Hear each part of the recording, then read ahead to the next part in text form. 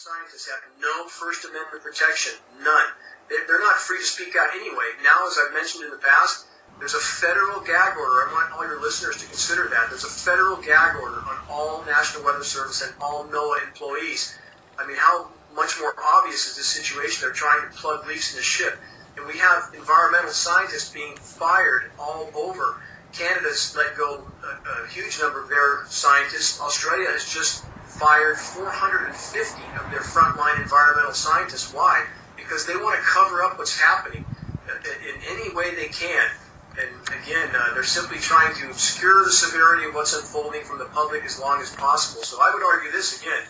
If we don't take care of what's happening in our environment, in our skies right now, nothing else is going to matter. All these financial plans that people have and all their future aspirations won't mean anything soon. And you are all being affected by this. You better wake up, look up, and realize what's being dumped upon us. Do your research and turn off the TVs. All of you. This is for real. Our own government, the United Nations, is making us sick, and you better wake up. You, sir, doctor, you have a public responsibility to look into this instead of listen to this.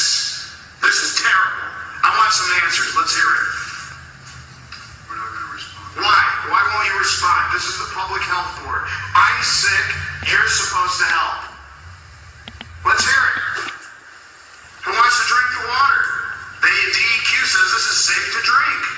Does anybody want to drink some rainwater? Nobody's raising their hands. My time is up. My time might be up very soon, as well as many other people. You better really start using your noodle, what it was made for. Don't just watch TV and take this kind of propaganda to put down the research of scientists for 15 years. Well documented that the CIA tested the effects of LSD on hundreds of unsuspecting subjects in the 1950s, and that the government withheld treatment from black syphilis victims during the infamous Tuskegee experiment. Not so well known is that many other Americans were used as human guinea pigs. Our program reveals how government agencies exposed millions to toxic chemicals and radioactivity without permission and, according to critics, without regard for the potential dangers. Soviets spread deadly bacteria over highly populated areas, or spray into the air invisible chemicals that can kill thousands on contact. A decision is made in high places. Tests are needed. San Francisco Bay, California, 1950. During 7 days in September, the Army simulates a bacteriological attack on the city.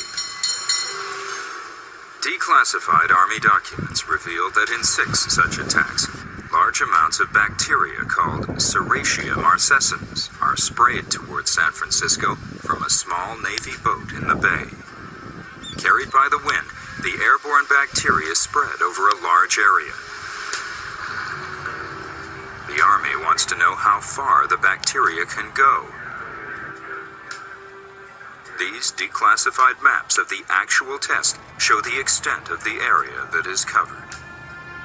The Army decided to do what was called a vulnerability test program. And the effort was over a period of 20 years, actually, between 1949 and 1969, when hundreds of tests were conducted over populated areas to see whether, by spraying germs and certain chemicals, whether they would endanger a large population. The Army did spray a lot of bacteria around, although they weren't the highly dangerous kind that would be used as an actual weapon. The bacteria that they used did have some health risks.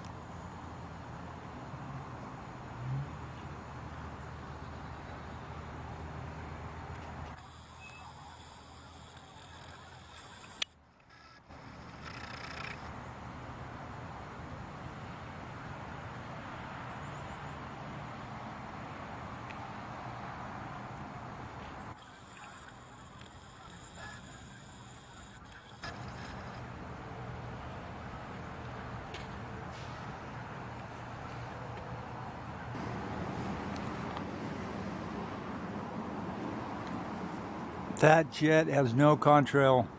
That is a typical passenger jet flight pattern. There's no contrail at all. That is the typical modern high bypass jet engine that are used on larger aircraft nowadays. It's 75% thrust and about 25% fuel. 75% of the exhaust is air.